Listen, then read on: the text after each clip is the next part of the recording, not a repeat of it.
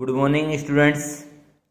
YouTube class में आपका स्वागत है। मैं डॉक्टर महेंद्र सिंह मीना, सहायकाचार्य, राजकीय विधि महाविद्यालय कोटा। भारतीय दंड संहिता में आज हम धारा 142 विधि विरुद्ध जमाव का सदस्य होना के संबंध में आगे अध्ययन करेंगे। सेक्शन 142 विधि विरुद्ध जमाव का सदस्य होना। जो कोई उन तथ्यों से परिचित होते हुए जो किसी जमाव को विधि विरुद्ध जमाव बनाते हैं, उस जमाव में साक्ष्य सम्मिलित होते हैं या उसमें बने रहते हैं, वह विधि विरुद्ध जमाव के सदस्य है, यह कहा जाता है।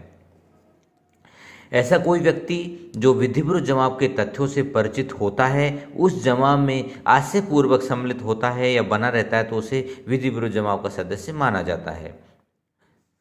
एक केस लॉ है, स्टेट ऑफ उत्तर प्रदेश बनाम सुगर सिंह और अन्य, AIR 1978, supreme court, page number 191। इस मामले में 5 व्यक्ति किसी रास्ते के एक और मृतक की प्रतीक्षा में छिपे हुए थे और मृतक के घटनास्थल के पास आने पर अभियुक्त क्रम संख्या 4 व 5 के एक्सोटेशन पर अर्थात प्रबोधन पर अभियुक्त क्रमांक 1, 2, 3 ने उस पर बंदूक व पिस्तौल चलाई। वहाँ उपयुक्त अभियुक्त विधि विरुद्ध जमाव के सदस्य माने जाएंगे, अर्थात सभी जो अभियुक्त है वो विधि विरुद्ध जमाव के अनलॉफुल असेंबली के मेंबर माने जाएंगे। एक केस है शिवदयाल इलाहाबाद का है। इसमें बने रहना था कंटिन्यूअस से अभिप्राय है कि विधि विरुद्ध जमाव के सदस्य के रूप में शारीरिक उपस्थिति अर्थात भीड़ में शारीरिक रूप से उपस्थित रहना। किसी विधि विरुद्ध जमाव का सदस्य हो जाना मात्र इस धारा के अंतर्गत दंडनीय है, चाहे ऐसे व्यक्ति द्वारा कोई प्रकट कार्य, कोई ओवर एक्ट नहीं किया गया हो। नेक्स्ट है सेक्शन 143। 143 में पेनल्टी है, पनिशमेंट है, धारा 142 का दंड है। जो कोई विधि विरुद्ध जमाव का सदस्य होगा वह दोनों में से किसी भांति के कारावास से जिसकी अवधि 6 मास तक की हो सकेगी या जुर्माने से या दोनों से दंडित किया जाएगा।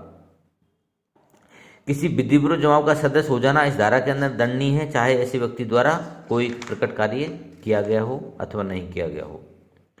सेक्शन 144 है घातक हथियारों से या घातक आयुधों से सज्जित होकर विधि विरुद्ध जमाव में सम्मिलित होना। जो कोई किसी घातक आयुध से या किसी ऐसी चीज से जिसे आक्रामक आयुध के रूप में उपयोग किए जाने पर मृत्यु कारित होनी संभाव्य है, सज्जित होते हुए किसी विधि विरुद्ध जमाव का सदस्य होगा, वह दोनों में से किसी भांति के कारावास से जिसकी अवधि 2 वर्ष तक की हो सकेगी या जुर्माने से या दोनों से दंडित किया जाएगा।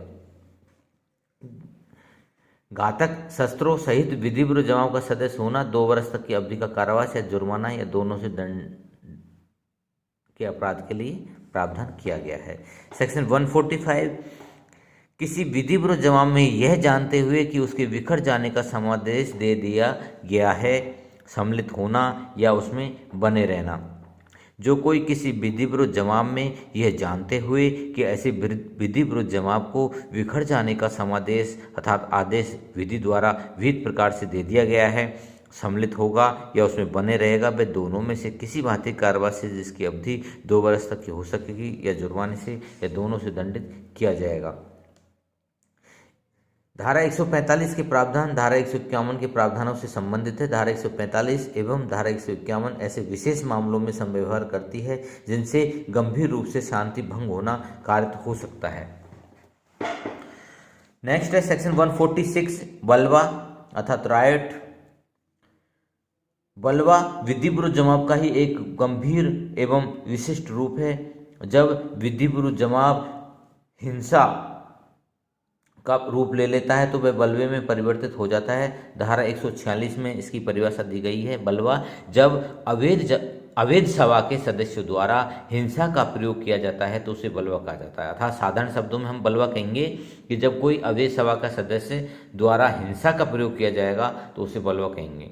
जब कभी विधि विरुद्ध जमाव द्वारा या उसके किसी सदस्य द्वारा ऐसे जमाव के सामान्य उद्देश्य को अग्रसर करने में बल या हिंसा का प्रयोग किया जाता है, तब ऐसे जमाव का हर सदस्य बलवा करने के अपराध का दोषी होगा।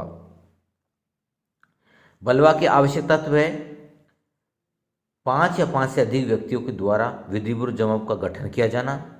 दूसरा आवश्यक तत्व है उसका सामान्य उद्देश्य से प्रेरित होना। तीसरा आवश्यक तत्व है विधिपूर्वक जमाव या उसके किसी सदस्य द्वारा हिंसा या बल का प्रयोग किया जाना। और चौथा आवश्यक तत्व है ऐसे बल या हिंसा का प्रयोग सामान्य उद्देश्य को अग्रसर करने में किया जाना।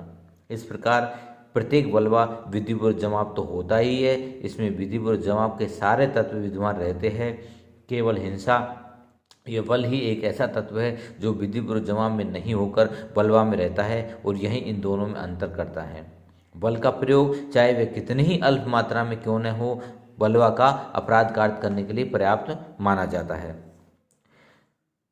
बलवा के लिए विधिपूर्वक जमाव के सभी सदस्यों का किसी सामान्य उद्देश्य को अग्रसर करने में कोई कार्य किया जाना आवश्यक है।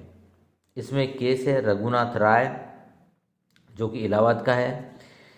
इसमें सामूहिक रूप से एक मुसलमान से एक बैल एवं 2 गाय बलपूर्वक हटा ली, इसलिए नहीं कि अपने को दोषपूर्ण लाभ हो या उनके स्वामी को दोषपूर्ण हानि हो, बल्कि इस प्रयोजन से कि उन गायों के वध को रोका जा सके। ये धारण किया गया कि वे बलवा के दोषी थे।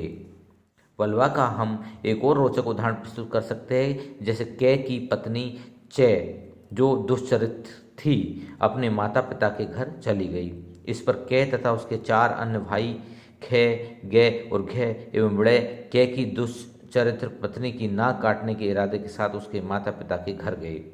खे तथा गे ने बल तथा हिंसा का प्रयोग किया एवं कै ने, जिसके पास एक छोटा सा चाकू था, चे की नाक काट ली। यह धारण किया गया कि वे सभी बलवा के अपराध के दोषी थे। बलवा के अपराध के लिए कम से कम 5 व्यक्तियों का विधिपूर्वक जमाव होना आवश्यक है। अतः जहां 6 अभियुक्तों में से किसी 2 को दोषमुक्त घोषित कर दिया गया हो, वहां शेष 4 को धारा 148 के अंतर्गत दोष सिद्ध नहीं किया जा सकता। इसी प्रकार अमर सिंह और अन्य बनाम state of Punjab AIR 1987 supreme court page number 826 के मामले में माननीय उच्चतम न्यायालय द्वारा यह भी निर्धारित किया गया है कि विधिपूर्वक जमाव के लिए कम से कम 5 या 5 से अधिक व्यक्तियों का होना आवश्यक है। जहां किसी मामले में 7 अभियुक्तों में से 2 को विचार न्यायालय ने तथा 1 को उच्च न्यायालय ने दोषमुक्त कर दिया हो तथा बाकी 4 घटना में शरीक नहीं हो, वहां उन्हें धारा 147 सह धारा 149 के अंतर्गत दोषित नहीं किया जा सकता। स्टेट ऑफ उत्तर प्रदेश बनाम Jodha Singh AIR 1989 supreme court page number 1822 के मामले में माननीय उच्चतम न्यायालय द्वारा यह भी निर्धारित किया गया कि अचानक झगड़ा हो जाने पर यदि हमला किया जाता है तो यह विधिपूर्वक जमाव के गठन की परिधि में नहीं आता। ऐसे व्यक्तियों को धारा 147 तथा धारा 148 के अंतर्गत दोषित नहीं किया जा सकता। बलवा करने के लिए दंड कितना है, इसका प्रावधान धारा 147 में किया गया है। जो कोई बलवा करने का दोषी होगा वह दोनों में से किसी भांति के कारावास से जिसकी अवधि 2 वर्ष तक की हो सकेगी या जुर्माने से, यह दोनों से दंडित किया जाएगा। विधिपूर्वक जमाव एवं बलवा में क्या अंतर है? विधिपूर्वक जमाव एवं बलवा में निम्नलिखित अंतर है। नंबर 1, किसी सामान्य उद्देश्य को अग्रसर करने के लिए 5 या अधिक व्यक्तियों को धारा 141 में वर्णित कार्यों को करने के लिए जमाव विधिपूर्वक जमाव कहलाता है, जबकि बलवा में इससे कुछ और अधिक विहित रहता है।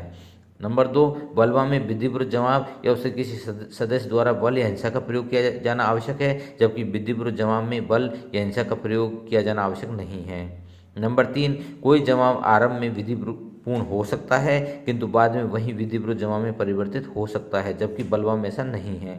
नंबर 4, विधिपूर्वक जमाव का सदस्य होना धारा 143 के अंतर्गत दंडनीय है, जबकि बलवा का सदस्य होना धारा 147 के अंतर्गत दंडनीय है। नंबर 5, बलवा विधिपूर्वक जमाव का एक गंभीर रूप है। धन्यवाद।